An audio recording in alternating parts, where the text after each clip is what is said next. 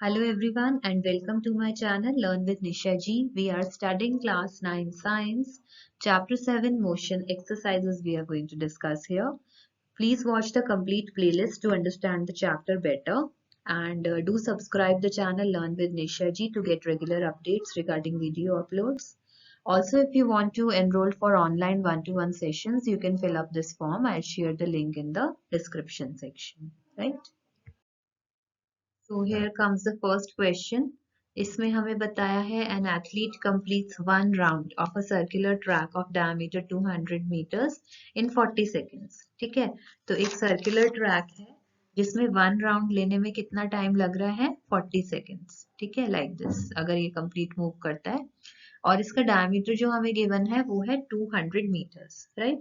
What will be the distance covered and displacement at the end of 2 minutes 20 seconds? ठीक है, तो अब आप देख सकते हो 40 सेकेंड्स में एक राउंड हो रहा है, 80 सेकेंड्स में कितने होंगे 2 राउंड्स, 120 सेकेंड्स में 3 राउंड्स, 120 सेकेंड्स को हम 2 मिनट्स भी बोल सकते हैं, राइट?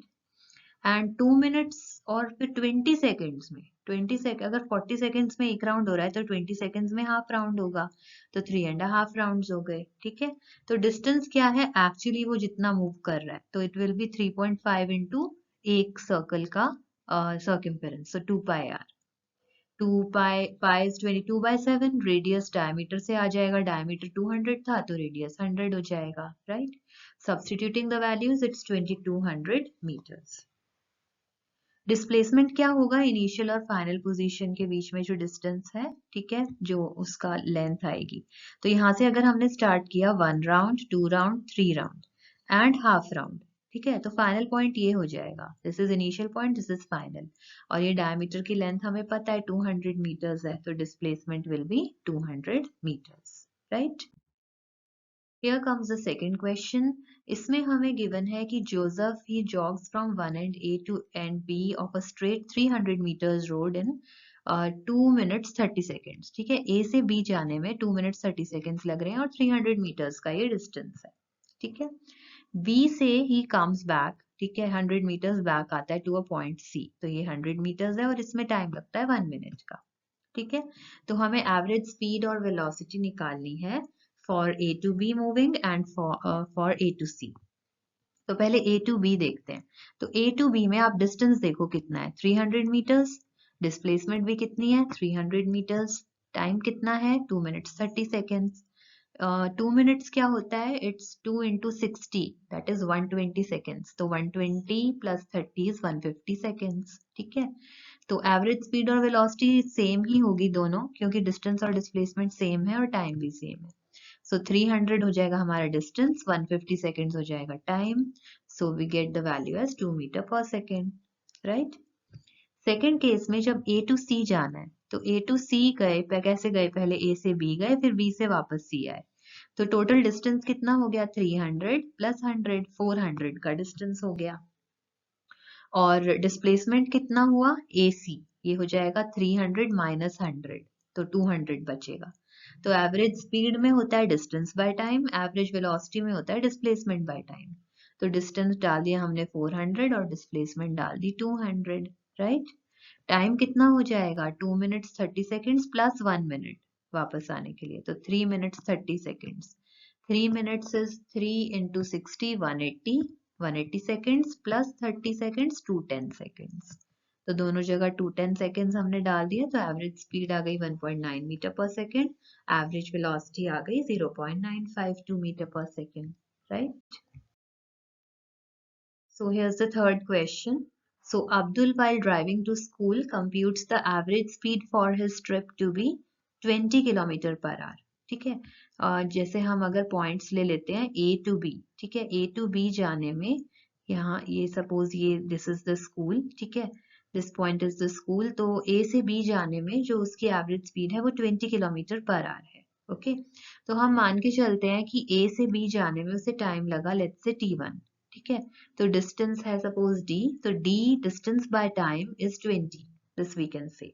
ठीक है, तो T1 को हम लिख सकते हैं D बाय 20, राइट? अब लिखा है on his return trip along the same route there is a less traffic and average speed अब हो गई 30 किलोमीटर पर आवर. तो रिटर्न ट्रिप मतलब B to A आना है जब डिस्टेंस तो सेम ही रहेगा, D ही रहेगा, ठीक है। तो डिस्टेंस और टाइम हम एज्यूम कर लेते हैं T2 है, तो D by T2 हमें 30 गिवन है, तो T2 क्या हो जाएगा, D by 30, right. Average speed का हमें क्या फॉर्मूला पता था, total distance travelled by total time taken, हमें एवरेज स्पीड निकालनी है, ठीक है। तो टोटल डिस्टेंस 2D हो जाएगा, D जाने का और D आने का, और अपॉन टोटल टाइम हो जाएगा T1 प्लस T2। T1 था हमारा होम टू स्कूल का टाइम और T2 था स्कूल टू होम का time, right.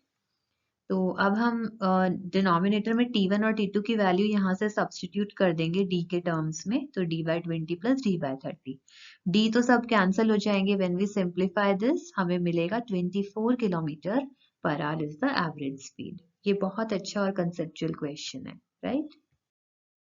Here is another question. A motorboat starting from rest. कभी भी ऐसे हो ना, स्टार्टिंग फ्रॉम रेस्ट, तो आप इनिशियल वेलोसिटी u को लिख लो 0, ठीक है, तो u हमारा 0 हो गया। On a lake accelerates in a straight line at a constant rate of 3 meter per second square. तो acceleration कितना हो गया, 3 meter per second square. For 8 seconds, time भी given है 8 seconds. How far does the boat travel during this time? तो आपको s निकालना है, तो आप देख सकते हो सेकंड इक्वेशन लगाएंगे तो आ जाएगा ut plus half a t square. u 0 है तो फर्स्ट टर्म खत्म हो जाएगी, half a t square value substitute करेंगे, we get the distance as 96 meters. So here's the fifth question. It says a driver of a car traveling at 52 kilometer per hour, he applies the brakes. Okay. So like suppose we draw a graph for this. Okay. Velocity time graph. ठीक है. Speed time graph आप draw कर लो इसमें. So we take y-axis पे speed ले ली और यहाँ पे हमने time ले लिया. तो initially see the car is traveling at 52 kilometre per hour. तो अगर आपने इस एक्सिस पे किलोमीटर पर आवर में हमारी यूनिट्स ली हैं हमने, so this value is going to be 52। तो होगा क्या, इनिशियली वो 52 से ट्रैवल कर रहा है, फिर ब्रेक्स अप्लाई करे, ब्रेक्स अप्लाई करने से क्या होता है, धीरे धीरे धीरे धीरे जाके स्पीड 0 हो जाएगी, लाइक दिस, ठीक है। So this kind of a graph you are going to get, right. So distance traveled by the car during this period, suppose the driver applies the brakes at this point, इस time को आप T1 ले लो, ठीक है। तो distance traveled after applying the brakes वो हम कैसे निकाल सकते हैं, हम बेसिकली यहाँ से एक वर्टिकल लाइन ड्रॉ कर लेंगे and area under the speed time graph, this area will give you the distance traveled by the car, ठीक है। And they say which part of the graph represents uniform motion, uniform motion होगा जहां पे speed time graph parallel होता है time axis के, तो this is the part, ये वाला जो पोर्शन है यहाँ पे पैरेलल है, 52 की फिक्स्ड वैल्यू है, तो ये यूनिफॉर्म मोशन रिप्रेजेंट कर रहा है, right.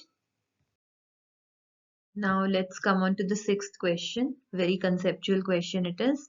So here the figure shows the distance time graph of three objects A, B, C. ठीक है, we have to study the graph and answer the following questions. Okay, आप तीन graphs देख सकते हो इसमें, एक लाइन है A के लिए, एक B के लिए और एक C के लिए, right? So first is which one of the three is traveling the fastest? See, जो object like the object which is having the steepest slope, ठीक है, it is traveling the fastest. Slope हम कैसे देखते हैं, see, अगर हम ऐसे लाइन देखें, एक लाइन ऐसे है और एक लाइन कुछ ऐसे है, ठीक है, और एक लाइन ऐसे है, तो इसकी स्लोप कम है, ठीक है, फिर इसकी थोड़ी ज्यादा है, इसकी थोड़ी ज्यादा है, ठीक है। तो इस तरह से अगर हम कंपेयर करें तो वी कैन चेक कि हमारी जो ए, बी और सी में बी की जो स्लोप है दैट इज मैक्सिमम, ठीक है। बी इस तरह से है ना, ठीक है, आप देख सकते हो सी ऐसे है और ए भी इट्स समथिंग लाइक दैट, तो बी जो है हमारी उसकी स्लोप मैक्सिमम है इस केस में, so which is travelling the fastest, B. Slope maximum होने का मतलब it is covering more distance in same time, अगर आप सेम टाइम इंटरवल कंसिडर करोगे तो उसमें जो बी है that is covering more distance, ठीक है।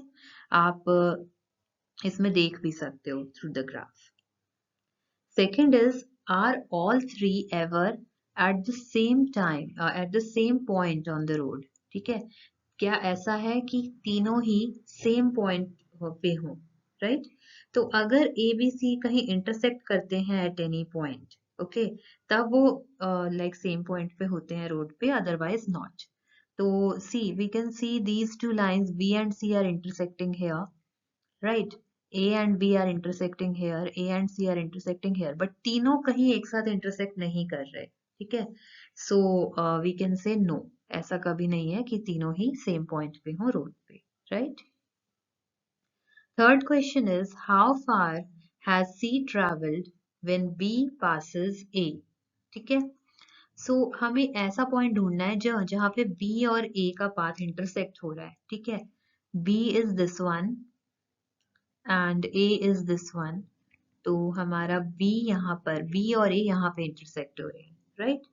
तो at this moment we have to determine the distance traveled by C by reading the corresponding point on C's line, ठीक है। तो इस point पे हम C का distance read out कर लेंगे, right? तो ये वाला जो हमारा टाइम है, लेट्स सी, ये यहाँ पर पहुंचा, ठीक है। तो इसके कॉरेस्पॉन्डिंग जो हमारा C का डिस्टेंस आया है दैट इज 8 किलोमीटर्स, राइट। तो इस पर्टिकुलर टाइम पे पहले हमने टाइम आइडेंटिफाई करा जहाँ पे B और A का इंटरसेक्शन है। इस पर्टिकुलर टाइम पे हमने C के लिए डिस्टेंस मेजर कर लिया, that is 8 kilometers. Then next is how far has B travelled by the time it passes C। अब हमें B और C का इंटरसेक्टिंग पॉइंट देखना है, ठीक है। B ये वाली लाइन है और हमारी C ये वाली लाइन है। तो इसका जो इंटरसेक्टिंग पॉइंट आया है वो यहाँ पर आएगा B और C का, राइट। तो B और C का इंटरसेक्टिंग पॉइंट यहाँ पे है, तो we have to read the distance at this point, okay. So इस पॉइंट पे हम यहाँ पे देखेंगे distance, right. So we can check 4 और 8 के बीच में कितने डिविजन्स है, 1 2 3 4 5 6 7, right? So it will be somewhere near 5 kilometers, right? So हमारा 5 किलोमीटर के अराउंड डिस्टेंस आ जाएगा। So here's the seventh question. A ball is gently dropped from a height of 20 meters. If its velocity increases uniformly at the rate of 10 meter per second square, with what velocity will it strike the ground? Okay. तो basically इसमें आप एक ball को यहाँ rest पे है पहले, तो उसको ड्रॉप कर रहे हो डाउनवर्ड्स, ठीक है। तो इनिशियल वेलोसिटी u हो जाएगी 0, ठीक है। हाइट कितनी है 20 metres, so distance will be 20 meters. Acceleration is 10 meter per second square, ठीक है। हमें फाइनल वेलोसिटी निकालनी है, तो हम थर्ड इक्वेशन लगाएंगे, v square minus u square is equal to 2as. u square तो 0 हो जाएगा, तो v क्या बचेगा, under root of 2as. We substitute the values, we get v as 20 meter per second. और क्या पूछा इसमें, after what time will it strike the ground. तो टाइम निकालना है तो फर्स्ट इक्वेशन लगा दो, v is equal to u plus 80, u 0 हो जाएगा, तो v is equal to 80 and t will be v by a। Value substitute करेंगे, answer is 2 seconds. Very simple question. So here's the eighth question. Let us understand the question first. So it says the speed time graph for a car is shown in the figure. आप देख सकते हो y axis पे speed है हमारी metre per second में, right. x axis पे हमारा टाइम है in the unit of seconds, right. Now आप देख सकते हो इसका जो ग्राफ है it is going somewhere like this, okay. तो पहले इनिशियली टाइम के साथ साथ स्पीड इंक्रीज कर रही है और फिर आफ्टर सम टाइम ये स्पीड कांस्टेंट हो जाती है, right. So this is the behaviour you are observing here. Now अब इसमें हमें क्वेश्चंस क्या पूछे हैं वो हमें एनालाइज करने हैं। First is find how far does the car travel in the first 4 seconds, okay. Shade the area on the graph that represents the distance traveled by the car during this period, right? So very important question. तो इसमें distance traveled in the first 4 seconds क्या होगा? It is given by the area under the speed time graph for t equal to 0 to t equal to 4 seconds, ठीक है। तो t equal to 0 से 4 seconds के लिए हमें निकालना है ना इस टाइम के लिए। तो यहाँ से हम देखेंगे, we can draw a vertical line like this, ठीक है। और ये हमारा ग्राफ है, ठीक है। एरिया अंडर दिस ग्राफ, ठीक है, दिस एरिया, ये जो हमने रेड पार्ट से शेड किया है, this particular area will give you the distance travelled by the car in this period, ठीक है। नाउ सेकेंड क्वेश्चन क्या कहता है इसमें, which part of the graph represents uniform motion of the car. See uniform motion, आपको पता है speed time graph कैसा होता है यूनिफॉर्म मोशन के लिए, it is a line, straight line parallel to the X axis, time axis के parallel होती है, ठीक है। तो ये वाला जो पोर्शन है ग्राफ का, यहाँ पे ऐसा है, एक्स एक्सिस के पैरेलल है speed time graph, so this part of the graph is representing uniform motion of the car, right. So this way we can answer such type of questions. So here comes the ninth question. State which of the following situations are possible and give an example for each of these. ठीक है. First is an object with a constant acceleration but zero velocity. Acceleration constant है, velocity zero है, ठीक है. So yes, this is possible. ठीक है, कब possible होता है ये एक example लेते हैं. An object at its highest point in vertical motion, ठीक है, जैसे like a ball thrown upwards. It has zero velocity momentarily, but it still experiences constant acceleration due to gravity. उस point पे कह रहे हैं हम जब वो ball highest point पे होगी vertical motion में, तब ऐसा होता है, right? Second is an object moving with an acceleration but with uniform speed. ऐसा तो possible नहीं है, क्योंकि अगर uniform speed होगी, speed, okay, तो हमारी acceleration zero हो जाएगी उस केस में, ठीक है। acceleration है इसका मतलब there is a change in velocity, so your speed cannot remain constant in that case, okay, so second one is not possible. Third is an object moving in a certain direction with an acceleration in the perpendicular direction. Yes, this is possible. Suppose a car is turning in a circular path at constant speed. Okay, so the acceleration is directed towards the center of the circle, जिसे हम centripetal acceleration बोलते हैं, that is perpendicular to the direction of motion. Right? So two are possible. B part is not possible. Right? So here's the 10th question. An artificial satellite is moving in a circular orbit of radius 42250 kilometer. ठीक है? Calculated speed if it takes 24 hours to revolve around the Earth. Okay. So basically speed will be distance upon time. ठीक है? तो distance इस case में कितना होगा? 2 pi r. ठीक है? आपको पता है circumference of circle कितना होता है? 2 pi r. Upon time. Okay, time we are given as 24 hours. So let's say we are entering these values 2 into, okay, pi, you know pi is 22 by 7, okay, pi you can fill up as 22 by 7 and radius is given to you in the question, okay, we can fill up this value. Radius कितना है हमारा 42250, okay, so whatever values are given to us we have used them. Upon time, time is given in hours, so let's convert this hours into seconds. ठीक है, hours को seconds में कैसे convert करेंगे? We will multiply this thing with 3600. तो जो हमारी speed आएगी वो किस unit में आएगी? Basically distance हमने किलोमीटर में लिया है और time seconds में, so it will be kilometer per second. Okay. Once we solve this and simplify, we get the value as 3.07 and unit will be kilometer per second, right? So this is the speed, right? So I hope all the things are clear to you. If you have any doubts, you can post it in the comment section and do subscribe the channel Learn with Nisha ji and stay tuned for more updates. Thanks for watching the video.